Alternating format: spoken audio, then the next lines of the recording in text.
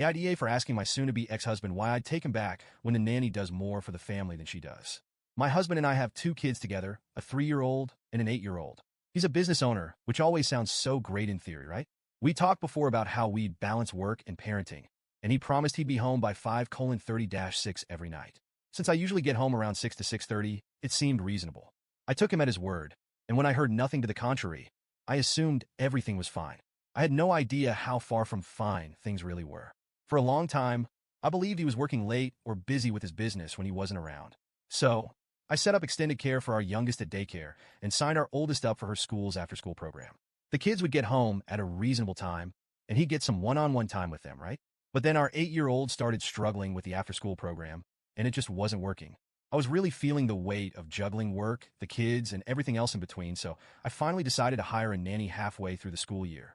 Enter nanny number 1, a young woman who was excited to help out and, honestly, seemed perfect for the job.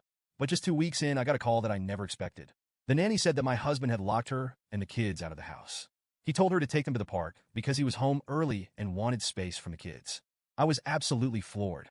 She also mentioned that he was acting pretty hostile toward her, getting mad if she left the room for a snack, refusing to let her and the kids sit anywhere but one of the kids' rooms, and even ignoring our kids if they try to talk to him. Can you imagine? Your own kids trying to connect with you, and you're just brushing them off because you can't be bothered?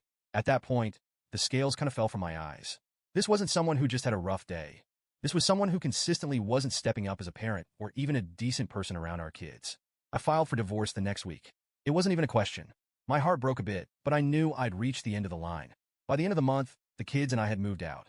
I ended up letting go of that first nanny. Long story, but the vibe just wasn't quite right after everything went down. And that's when I found Amina. I know some people get lucky with nannies, but Amina is truly in a league of her own. She's a 24-year-old Middle Eastern refugee with 3 kids of her own, age 2, 4, and 7. From the day she started, I felt like I'd finally found someone who didn't just see this as a job. She actually cared about my kids and our family. She comes in every day like a tornado of kindness and energy. The house is spotless when I get home. The kids' homework is done. And she somehow always has an incredible Arabic meal ready for us all. Honestly, her cooking is so good I sometimes feel like I'm coming home to a 5-star meal. Amina is not just a nanny. She's like a household manager, friend, and support system all rolled into one. She does the grocery shopping, remembers every little school event, and has even handled clothes shopping for the kids and back-to-school supply runs. I'm still in awe of how much she does for us. She's exactly the support my kids and I needed. With Amina around, I get to come home and be a mom, not a frazzle mess trying to juggle dinner, laundry, and getting my 8-year-old to sit down and do her math homework. To give you an idea of how different life was with my STBX, here's what happened the last time I had to leave him alone with the kids. I had a week-long work trip, and when I came back, the house looked like a tornado had hit it. The kids had lived on McDonald's and pizza the entire time, and our oldest stomach was an absolute mess because of it. Oh, and he ran out of clean clothes for our 2-year-old at some point, and instead of washing any laundry, he just bought more clothes. I came home to absolute chaos, and when I tried to talk to him about it, he acted like it was my fault for going on the trip. Fast forward to now. We're still separated, and he's finally realizing that maybe he doesn't like what he thought he wanted. He's suddenly all about trying again for the kids. And at first, I just ignored him. But then he brought it up again, going on about how us being together would be better for the family. I couldn't take it anymore. I snapped and told him, "Why should I take you back when Amina does more for us than you ever did?" And he flipped. He went on about how he's the one who provides for us financially, as if my full-time job doesn't count or something.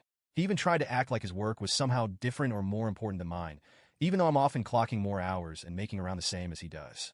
His family has jumped on board, saying I'm selfish and a bad mom for not giving the kids a chance at having 2 parents. They act like having 2 parents who are miserable and disconnected would somehow be healthier than just having one happy, present parent. So here I am, Reddit. AITA for calling him out and telling him exactly what I think.